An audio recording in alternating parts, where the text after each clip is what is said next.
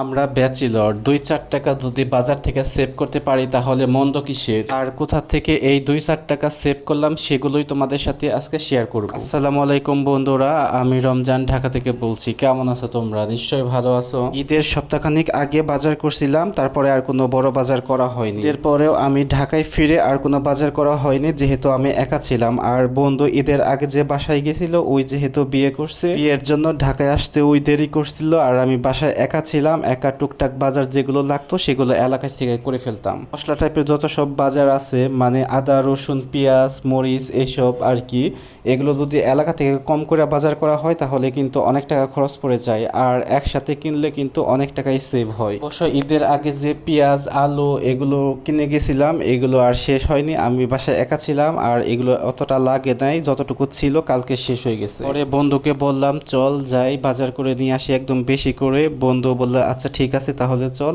আর এখানে তো বাজার বসে, বড় বাজার যেটা আছে সেটা মোহাম্মদপুর বাস স্ট্যান্ডে বসে।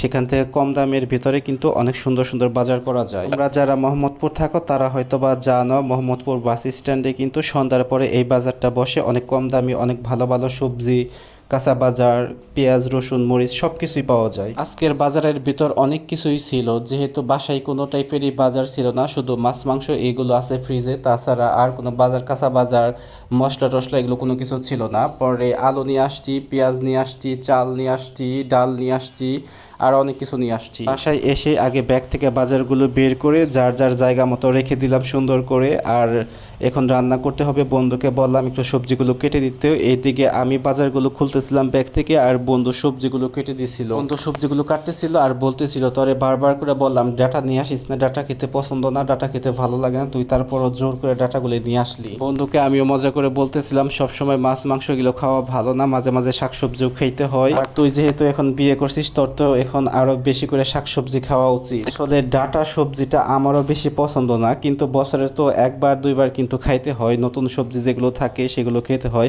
এখন অনেক ধরনের সবজি আমি পছন্দ করি না, যেরকম পটল এগুলো পছন্দ করি না, কাঁকরোল পছন্দ করি না, তারপরেও কিন্তু একবার দুইবার খাইতে হয়। বছর মনে হয় ডাটা 2 দিন খেলাম আজকে দিয়ে, আর 2 দিন খাইছি। প্রথম দিন ভালো লাগছিল, আর এই ভিডিওটা যেহেতু কালকের, এই ডাটাটা রান্না করছিলাম এইটা বেশি মজা হয় নাই, ভালো লাগে নাই আমার কাছে। যেহেতু ডাটা আলু আর চাল কুমড়ার বড়ি দিয়ে তরকারি রান্না করতেছি, চাল কুমড়ার বড়ি কিন্তু সিদ্ধ হতে অনেক দেরি হয়, এই জন্য খুব ভালো করে আগে কষিয়ে নিছি। আর দেখতেই পাচ্ছ আমার কিন্তু কষানো অলরেডি শেষ হয়ে গেছে। এখন আমি ঝোল দিয়ে দিলাম। ঝোল দেওয়ার পরে 5-10 মিনিট কিন্তু রান্না করতে হয়, বলক উঠলে তারপর মাছ দিতে হয়। কিন্তু আমার হাতে এত সময় ছিল না, কারণ আমার ক্ষুধা লাগছে, বন্ধুরও ক্ষুধা লাগছে, এই জন্য তাড়াহুড়ো করতেছিলাম। আর ঝোল দেওয়ার সাথে সাথেই কিন্তু আমি মাছগুলো দিয়ে দিলাম। তো তোমাদের কার কার ডাটার তরকারি ভালো লাগে আর কার কার অপছন্দ একটু কমেন্ট করে অবশ্যই জানিয়ে যাবা। আমার কিন্তু ভালো লাগে না, কিন্তু বছরে তো একবার দুইবার খেতে হয়, এই জন্য নিয়ে আসছি। বন্ধুরা ভিডিওটা যদি ভালো লাগে অবশ্যই একটা লাইক কমেন্ট একটা শেয়ার করে দিও।